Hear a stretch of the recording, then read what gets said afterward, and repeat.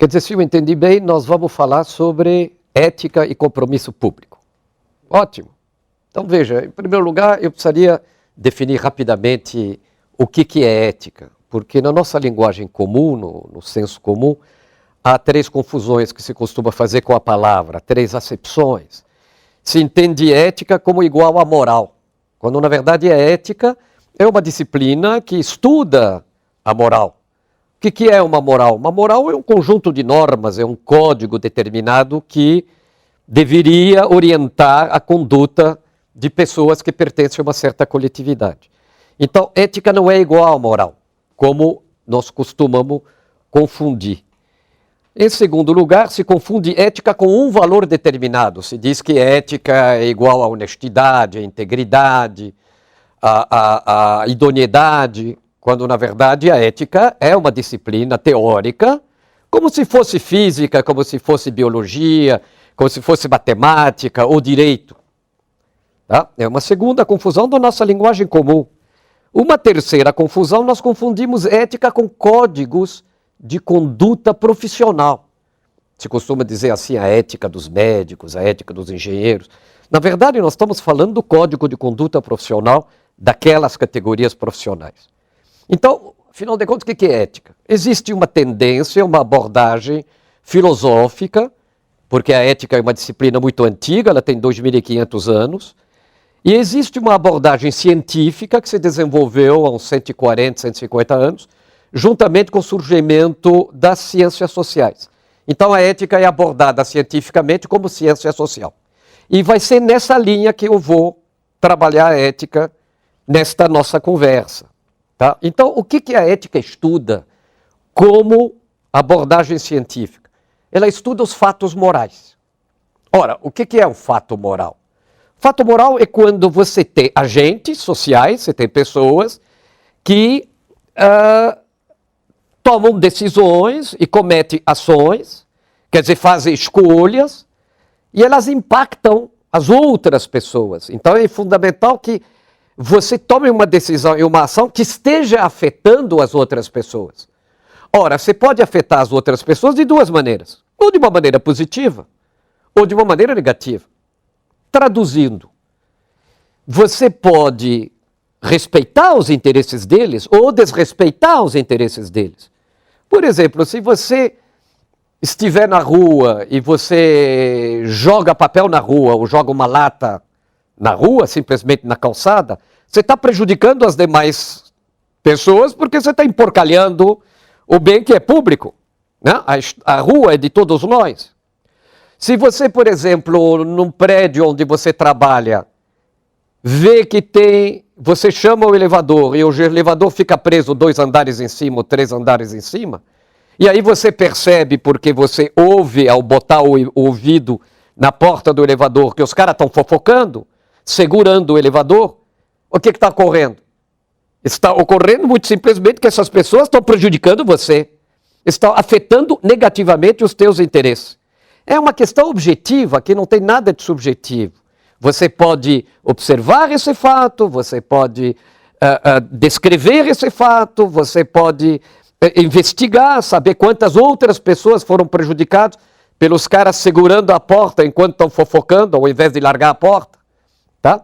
Então, o fato moral diz respeito justamente a um fato social onde os agentes afetam a vida de outros. Quer dizer, você está produzindo o bem ou está produzindo o mal. Ora, os fatos morais são inúmeros. Eles mudam no tempo e no espaço. Do ponto de vista científico, há alguns conceitos que são universais, alguns conceitos que vão nos permitir explicar esses fenômenos, esses fatos morais. Eles vão conseguir apanhar a sua lógica, apanhar as suas regularidades. Vamos dar um exemplo muito simples. Você está se sentindo mal, você vai ao médico. E você começa a comentar uma série de sintomas. E ele vai te auscultar, etc. Provavelmente ele te manda fazer alguns exames.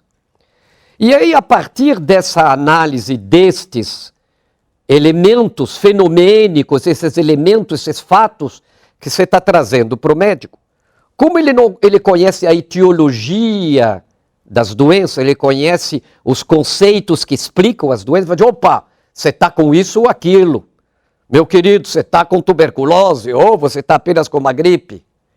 Ele te dá a explicação, descobre a lógica que vai tornar aquilo possível de intervir sobre esse teu sintoma, sobre essa tua situação. Então, o que nós não podemos confundir é o fenômeno com o conceito que explica o fenômeno. Então, a moral, os fatos morais, eles são históricos, eles mudam no tempo e no espaço. Há alguns conceitos científicos que não mudam no tempo e no espaço, que vão explicar a ocorrência desses fenômenos, desses fatos morais. Então, aí nós já sabemos do que a ética trata, científica. Ok?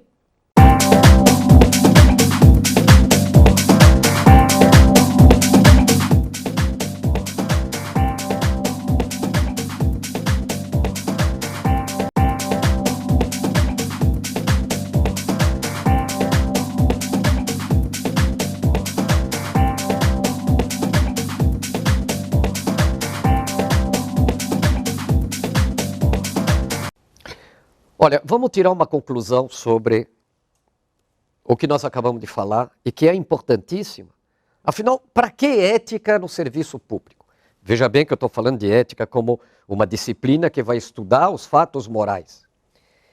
O negócio é o seguinte, ao tomar decisões e cometer ações, os agentes sociais, as pessoas, podem gerar dois tipos de bens, que nós acabamos de comentar. Pode gerar o bem restrito, um bem restrito, que é típico da produção do segundo setor, que é o setor privado, ou pode produzir um bem comum, tá? Então, vamos insistir um pouco sobre essa diferença. O bem restrito, ele satisfaz que tipo de interesse? Interesses particulares. Quer dizer, pode ser um interesse individual de uma pessoa, ou pode ser um interesse grupal de uma organização determinada, ou de uma categoria social determinada.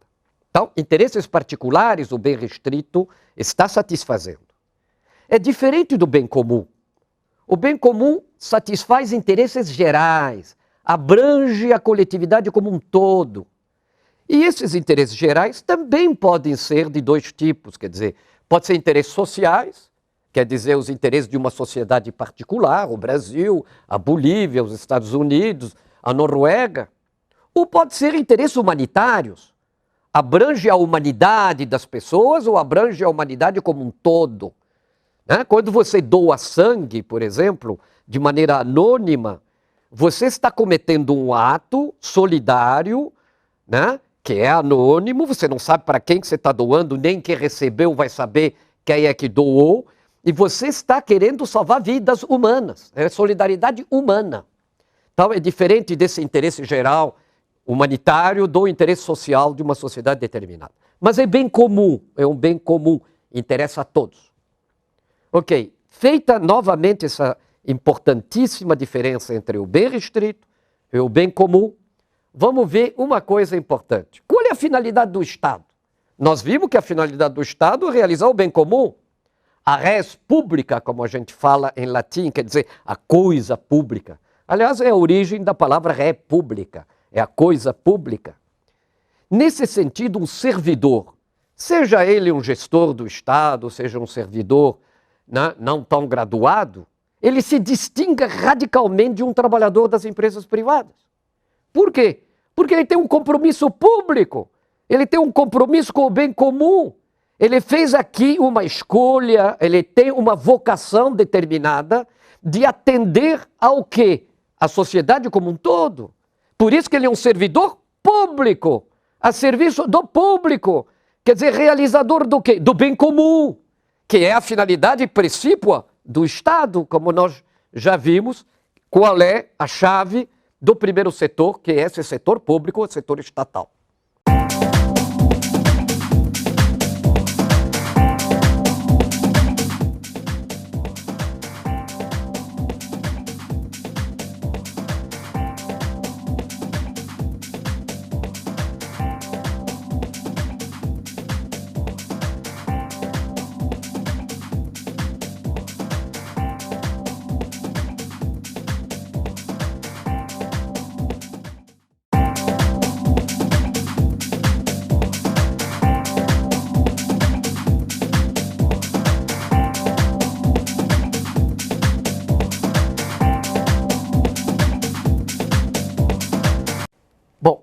vamos pensar um pouco, em função do que foi dito, quais riscos, afinal de contas, quais perigos afetam o serviço público. Em primeiro lugar, a questão do apadrinhamento é um problema muito sério, porque ele estabelece uma relação de lealdade com um político determinado, com alguém que te indicou, e não com o interesse público, que é a função do servidor público, né? De realizar o bem comum. E isto rebaixa o servidor, coloca o servidor numa posição inferior, descaracteriza a essência do servidor público. Esse é um perigo que ronda, sem dúvida nenhuma, historicamente, as várias esferas da administração pública, tanto municipal, estadual, federal. É um drama que nós temos e que nós carregamos. Um segundo risco é o problema do desempenho deficiente. Quando há desempenho deficiente por parte de servidores públicos nas suas funções, isso pode provocar hostilidade por parte da população, porque a população sente que ela merece, que ela tem direito àquilo. E se o serviço é deficiente, ela vai culpar o servidor de ter cometido isso. Ele fica muito exposto, né? Ele fica numa situação, sem dúvida, frágil. Um terceiro risco que se corre é o formalismo burocrático. Muita gente se esconde atrás do formalismo burocrático, quer dizer, os acomodados, principalmente, ficam protegidos. Ah, não pode porque tal coisa está assim e tal. Muitas vezes é verdade, sem dúvida nenhuma. Não se trata de dar um jeitinho. Mas é quando, de repente, excessivamente, o formalismo burocrático esteriliza iniciativas, impede que as pessoas mudem alguma coisa, tornem mais eficiente um determinado serviço. É problemático. É sempre para ser pensado esse risco. Há um quarto risco aqui, além do apadrinhamento, do desempenho deficiente, do formalismo burocrático, que é o que eu chamo de tentação voluntarista. Isto é, de repente, basta achar que vontade política vai realizar milagres. E aí, no final, o que ocorre? Objetivos de caráter político partidários podem suplantar critérios técnicos. E nós temos que ter consciência disso. O critério técnico é fundamental para a realização competente do bem público, do bem comum. E um quinto perigo, que eu poderia ser levantado outro, mas vamos levantar um quinto e último, que sem dúvida é dramático porque ele suga recursos públicos, tem a ver com a corrupção, é conluios em licitações. Os conluios em licitações, quer dizer, quando você tem determinados fornecedores, prestadores de serviços, que se combinam para ganhar, na sequência, determinadas licitações, isso permite o quê? Que determinadas quadrilhas se locupletem, né, em vantagem à custa do erário público, que é o dinheiro de todos nós. É possível impedir conluios em licitações? Eu lhes falo de boca cheia. É possível. Eu fui durante 8 anos o presidente da Companhia de Engenharia aqui no Estado, que cuidava do gerenciamento de obras públicas. Eu impedi conluios. Existem mecanismos? Existem. É só pensar corretamente e saber implantá-los.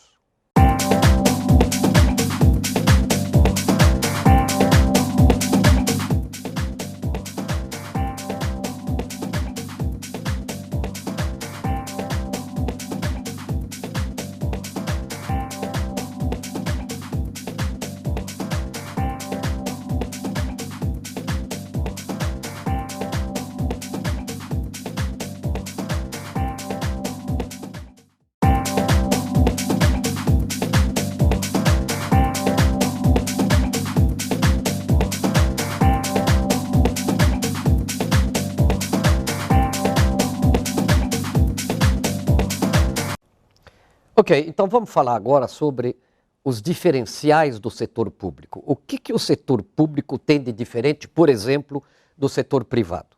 Existe uma tipologia por aí, a gente fala de primeiro setor, que é o setor público, segundo setor, que é o setor lucrativo, privado, e o terceiro setor, que é o setor voluntário, né? Voltado para ações de ajuda humanitária, ajudar o próximo e tal. Muito bem, vamos nos enfocar apenas na diferença fundamental entre o setor público e o setor privado. Eu vou pegar alguns itens que vão nos deixar isso muito claro. Por exemplo, qual é a razão de ser do setor público? O setor público cuida da regulação social. Se nós pegarmos, por exemplo, o trânsito, nós vamos ver que é preciso regular essa atividade das pessoas se locomovendo. Ao Estado cabe fazer essa regulação. A mesma coisa se nós pegarmos um aeroporto, é preciso regular as aterrissagens e as decolagens. Então, o Estado tem por razão de ser a regulação social. É por isso que ele vai cuidar de assuntos que são comuns à coletividade como um todo. Qual é a razão de ser do segundo setor, que é o setor privado? É ganhar dinheiro, é o lucro, é obter lucro. Sem o que a empresa vai falir. Sem o que a pessoa que investiu, o empreendedor que investiu, não terá condições de continuar operando. Então a razão de ser é regulação social de um lado, lucro do outro. Muito bem, o que cada setor produz? E isto é fundamental saber. O primeiro setor, ele produz bens ou serviços que são públicos. Quer dizer o que eles são públicos? São bens ou serviços que vão permitir um consumo coletivo. Quer dizer, algo que não é excludente, ele não é rival, ele não impede que a coletividade como um todo usufrua, desfrute disso. Por exemplo, a iluminação pública. Se você anda na rua, você tem postes iluminando, você não está impedindo que a luz ilumine o caminho de outras pessoas que estão andando na rua. Né? Se você liga um rádio, é um serviço de difusão que é público, embora possa ser até operado privadamente, você ouve a onda do rádio, você ouve o que está ocorrendo, você não está impedindo uma outra pessoa de ligar o rádio na mesma estação. Então, o serviço ele é público, o consumo é coletivo. É diferente do que faz uma empresa privada. Ela produz bens e serviços privados. Significa o quê? O consumo é pessoal. O consumo é excludente. Isto é, se eu estou calçando um sapato, eu estou impedindo que outros calcem o sapato. Não é possível eu calçar um par de sapatos e o outro está calçando o mesmo par de sapato meu. Então, ele é um bem de consumo pessoal excludente. Então, veja o tipo de produção radicalmente diferente. Nós já falamos da razão de ser, falamos da produção, vamos falar dos objetivos. Então, veja, os objetivos do primeiro setor, do setor público, é ter um atendimento universal. Ele pretende atingir todas as pessoas que pertencem a uma determinada coletividade. Isso é muito diferente do objetivo do setor privado. Uma empresa tem como objetivo o quê? O retorno econômico. Né? Sem ter retorno econômico, sem a empresa produzir lucros que lhe permitam diminuir a sua margem de incerteza, quer dizer, diminuir o seu risco, né? O risco de perder o capital, a empresa não vai sobreviver. Então, uma coisa é o atendimento universal, através de bens e de serviços que são públicos, outra coisa é o retorno econômico. Tá? O que nós temos mais? Nós falamos dos objetivos, vamos falar dos recursos. Isso já foi implicitamente dito. Quais os recursos que o setor público utiliza? São tributos. O Estado não produz riqueza. O Estado vai tomar da sociedade determinados recursos para atender a necessidades que são gerais, que são públicas. Né? Você tem que ter abastecimento de água, você tem que ter rodovias, você tem que ter meios de comunicação de massa e você tem que regular isso. Então, ele capta recursos que são tributos, ele tributa, ele cobra impostos para realizar essas atividades que são de interesse geral, de interesse comum, são voltados para o bem comum. E o que acontece numa empresa privada? Ela utiliza capitais. E os capitais são recursos que você dispõe e que você vai arriscar num determinado empreendimento. Muito bem, mais uma diferença. Uma outra diferença, e finalmente, o problema dos benefícios. Que tipo de benefícios o primeiro setor visa produzir? ele visa produzir benefícios em prol do bem comum, benefícios que atinjam todas as pessoas, portanto, os interesses que são satisfeitos são interesses gerais. Numa sociedade determinada, eu diria, são interesses sociais, mas são de caráter geral, é o bem comum. Ora, o que o setor privado, as empresas privadas, procuram estabelecer como benefícios? São benefícios que geram bem restrito, quer dizer, são interesses grupais, no caso, interesses empresariais, né? Produzir um retorno, produzir lucros para as pessoas que investiram naquela empresa, sejam investidores, acionistas, ok? Aí uma diferença é essencial. Bem comum é uma coisa, o bem restrito é o outro, né? O terceiro setor também produz bem comum, mas aí os interesses são gerais, mas de caráter humanitário. Nós estamos apenas comparando o primeiro setor com o segundo setor, e nós estamos vendo aqui uma linha de demarcação, uma linha divisória extremamente importante, né? Que é, uma coisa é você produzir o bem comum, visar o bem comum, outra coisa é você visar um bem restrito. Ok?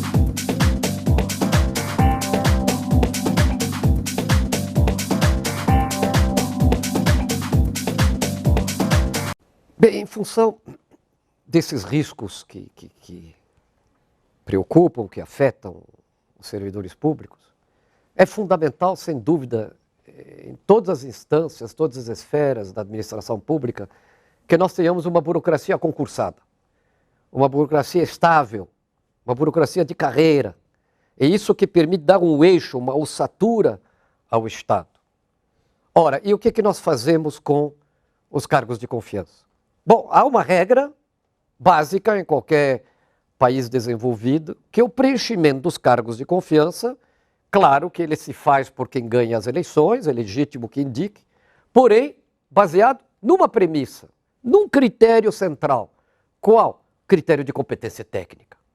A pessoa tem que dispor a competência técnica para exercer a função para a qual está nomeada. Não pode ser pura e simplesmente um preenchimento de ocasião para agradar apoiadores políticos, porque aí realmente não vai haver condições de ir adiante, principalmente quando o cargo de confiança é um cargo de chefia ou um cargo de comando. Como é que vai ficar a burocracia de carreira obedecendo a alguém que não entende do riscado? Fica dramático, né? A pessoa não tem legitimidade nesse sentido técnica. Então, qual é a gestão eficiente que o Estado procura? É gestão por resultados. Não, mas isso daqui é coisa da economia privada, da empresa privada. Não é verdade. Isso daqui diz respeito ao modo de operar de qualquer organização que se respeite. Você tem que medir resultados. Tem que ser eficaz a tua atividade. Então, no Estado em particular, é preciso focar algo. O quê? O atendimento ao cidadão. O atendimento ao cidadão visto como um cliente, um usuário. Existem exemplos, claro, nós temos exemplos brilhantes no Estado, basta falar do poupa-tempo. É realmente algo que transforma o cidadão num sujeito que não depende de outros. Ele recebe um número eletrônico, ele não precisa de despachante, ele tem no mesmo local centenas de serviços públicos que ele pode, ele pessoalmente resolver lá, né? Ele tem todas as informações necessárias para resolver por si mesmo o que ele precisa. Então, o atendimento ao cidadão como cliente. Uma obstinação em buscar a qualidade do serviço. Procurar sempre aumentar essa qualidade, aferir essa qualidade, descobrir os mecanismos adequados para melhorar os serviços. Terceira preocupação numa gestão por resultados. É preciso reduzir custos. É preciso impedir desperdícios. É preciso realmente procurar o tempo inteiro de que maneira eu vou tornar os meus recursos mais eficientes, fazer mais com menos. Porque isso vai permitir, sem dúvida, sempre fazer uma análise competente do que tipo de qualidade de serviço que eu estou produzindo. Uma quarta coisa é ter flexibilidade. Flexibilidade o bastante para atender novas demandas. Quando nós temos um Estado que produz apenas coisas muito padronizadas, numa visão de linha de montagem industrial, não está atendendo às novas demandas que surgem na sociedade. E isto é absolutamente essencial que se faça. Não, mas a estrutura do Estado é muito rígida. Verdade. Existe algum atalho para resolver isso? Existe. Se a gente tiver abertura, por exemplo, a contratos de gestão com organizações do terceiro setor, há inúmeros exemplos muito bem sucedidos, né? Por exemplo, na área da saúde pública, né? Contratos de gestão que vão ser regulados, fiscalizados pelo poder público, organizações do terceiro setor especializadas, demonstrando a sua competência técnica. E, do lado do segundo setor, o setor privado, concessões, parcerias com empresas do segundo setor. Isso pode atender a novas demandas, a demandas muito especializadas, que eventualmente a estrutura mais rígida do Estado não consegue amparar, não consegue abarcar.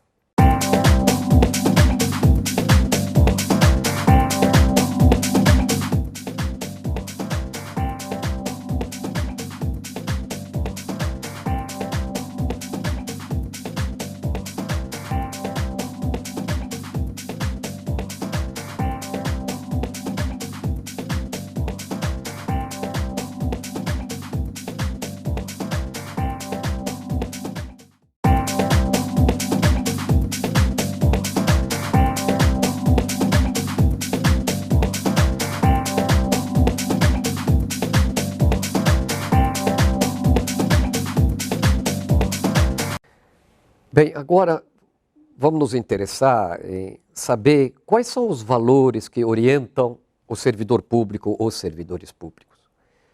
Em primeiro lugar, o que são valores? Valores culturais.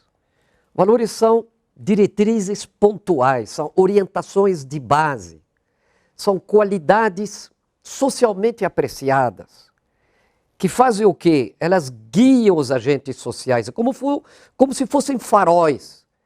Guiam os agentes sociais em quê? Nas suas relações, tanto com o mundo quanto principalmente com os outros.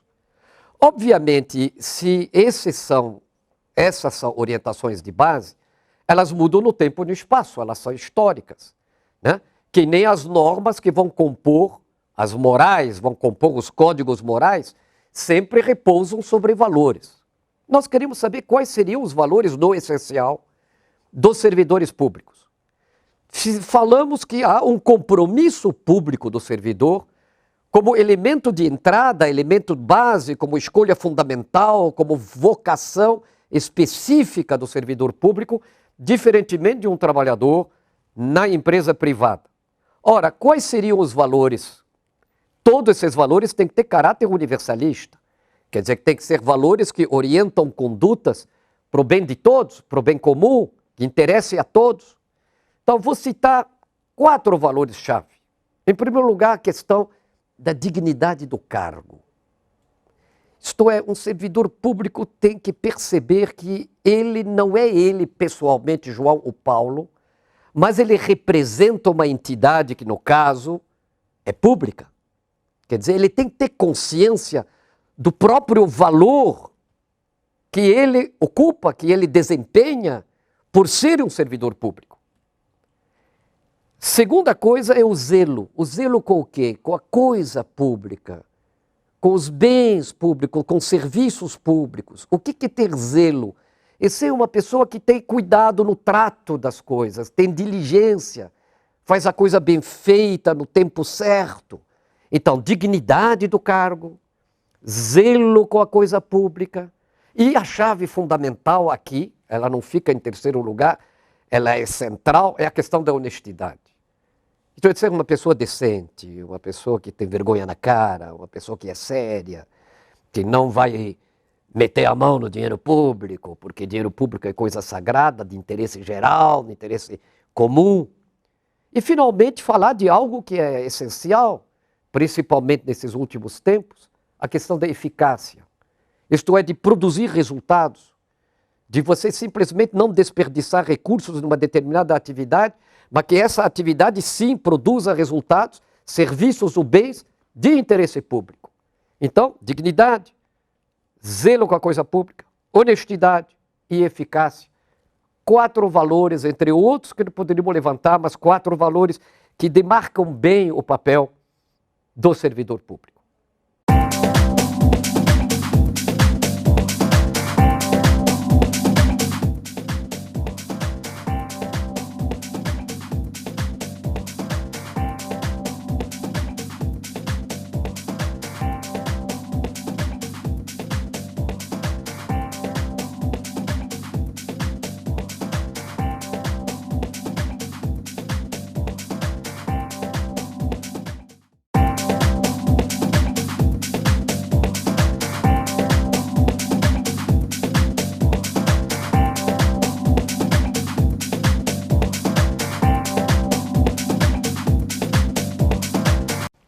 Bom, agora vamos focar uma coisa bem precisa, que é o que a gente faz com desvios morais?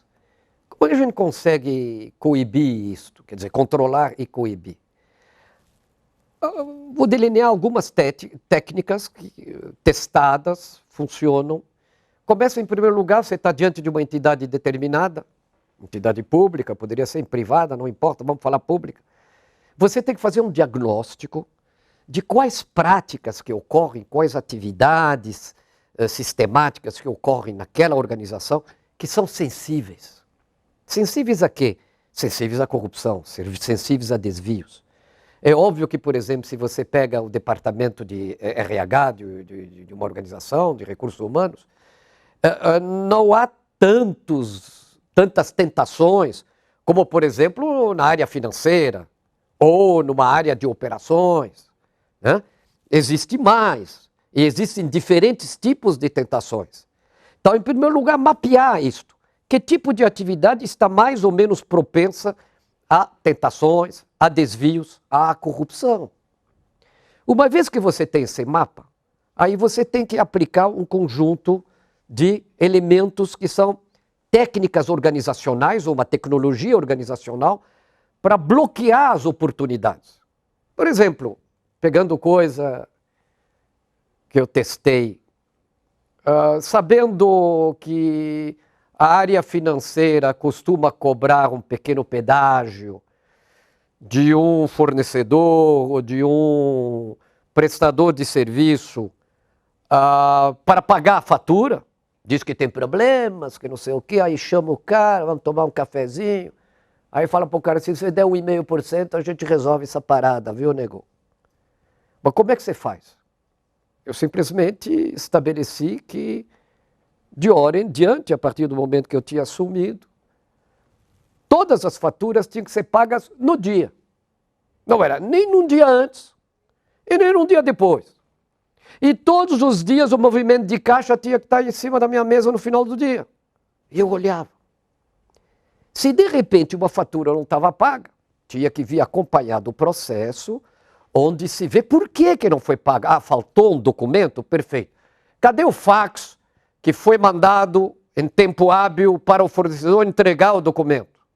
Cadê a resposta dele? Está aí? Ah, ok. Então a gente sabe que realmente não foi pago porque o fornecedor não cumpriu com a sua obrigação legal.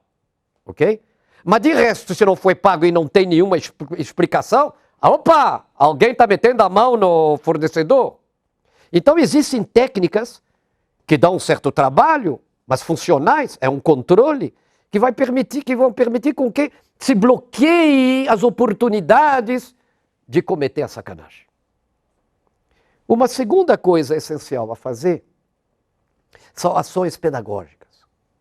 Isto é, Quais racionalizações o pessoal faz para justificar a treta? Tem um monte, todo mundo faz isso, sempre foi assim, nós também somos filhos de Deus. Aqueles papos furados aí, para cometer um desvio moral. É preciso desmontar isso. É preciso ter clareza, argumentos sólidos, mostrar os riscos, mostrar os prejuízos, explicar para as pessoas, explicar a sua inteligência do porquê que isso não se sustenta. Então nós temos uma tecnologia organizacional que vai bloquear oportunidades, nós vamos ter ações pedagógicas que vão desmascarar as racionalizações, as justificações fajutas. E que mais? Agora precisa ter controles, sem dúvida. Controles e sanções. Para quê? Para prevenir as ocorrências. Isto é, se estabelece o controle, sistematicamente esse controle está sendo mantido, existem pessoas responsáveis para cometê-lo, né? E existem sanções. Quer dizer, as pessoas são orientadas, as pessoas recebem todo o treinamento necessário. Se de repente eles saírem da linha, vai ter que haver sanção. E sanção séria e imediata. Não pode passar a mão em cima da cabeça da pessoa, dizer, não, deixa passar, aquele cara é bom, é meu amigo. Não pode. Né? O controle vale para todos. E em quarto lugar, é preciso que isto comece pelos gestores. Comece pela cúpula. O exemplo é dado pela cúpula. Porque se alguém da cúpula aprontar qualquer coisinha que seja, tudo que você faz, monta código de ética, monta políticas com rotinas e procedimentos, tudo isso vai para o brejo. Por quê? Porque ele pode fazer aquilo que eu não posso fazer. Quer dizer, isso só está valendo para mim porque eu sou um bagre? Não pode. Tem que começar na cúpula. E de maneira extremamente rigorosa. A cúpula. É ela que dá o exemplo. É ela que tem que funcionar. É nela que se miram os subordinados. Dando exemplo, dando incentivos, isso legitima as diretrizes que se tomam. Isso ajuda muito a coibir as coisas, a impedir desvios morais. Essas são algumas chaves úteis. Conseguir produzir a coisa pública, a res pública, defender os interesses públicos, supõe basicamente duas grandes coisas. Quer dizer que a gente está aqui para regular o mercado, para impedir que haja abusos de mercado. E, de outro lado, nós temos que impedir que haja excessos por parte do Estado. Nós temos que fomentar a meritocracia.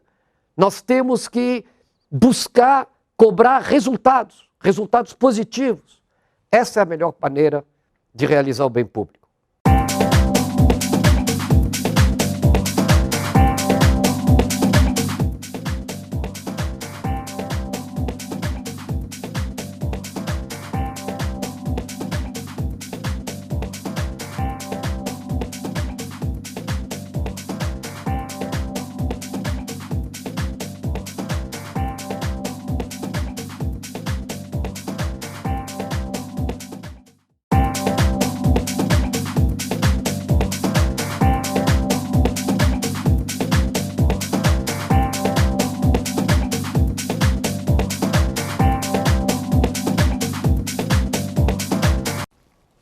Bom, agora nós vamos responder a uma questão fundamental.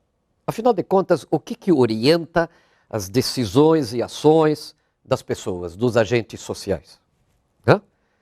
Quando que nós sabemos, como servidores públicos, que nós estamos atendendo aos interesses públicos e quando não? Há uma linha divisória científica, portanto abalizada, comprovada, entre duas coisas. De um lado, o particularismo, de outro lado, o universalismo. Vamos explicitar o que é. O particularismo é quando você age, um determinado agente vai agir, ele vai satisfazer seus próprios interesses, mas prejudicando outros. Quer dizer, em detrimento dos outros, agindo de uma maneira abusiva. O particularismo é abusivo. Exemplo, vender sem nota. Beneficia o agente, beneficia a empresa que eventualmente faz isso, mas prejudica a coletividade como um todo, porque você não está pagando os impostos. Isso é particularista. Uma linha clara. Qual é o outro lado? É universalismo. Significa o quê? Você vai satisfazer interesses que interessam a todos. Você vai satisfazer interesses que são bons para todos. Não prejudicam ninguém. Não é abusivo, é consensual isso. Por exemplo, pagar os impostos. Pagar seus próprios impostos. Então, isso significa que você está cumprindo com as suas obrigações de cidadão, você ajuda o Estado a cumprir as suas obrigações, e é claro que se houver abuso no Estado de alguns gestores, eles precisam ser coibidos, eles precisam ser impedidos de fazer isso. Mas não é uma justificativa para você deixar de pagar seus impostos. Então, o universalismo, nesse sentido, interessa a todos, e o bem comum, que é a tarefa, a finalidade do Estado, é sempre universalista. Então vejamos qual é a lógica desses dois conceitos que eu estou dando para vocês, que permitem captar, entender as regularidades de muitos fatos morais, de muitos fenômenos morais. A lógica do particularismo é uma lógica excludente, né? Por que ela é excludente? Porque ela obedece a uma racionalização antiética. O bem de uns causa mal aos outros. Tá? Então, a lógica do particularismo, nesse sentido, ela exclui pessoas dos benefícios. Alguns vão ganhar em detrimento de outros. Por isso que é uma racionalização antiética.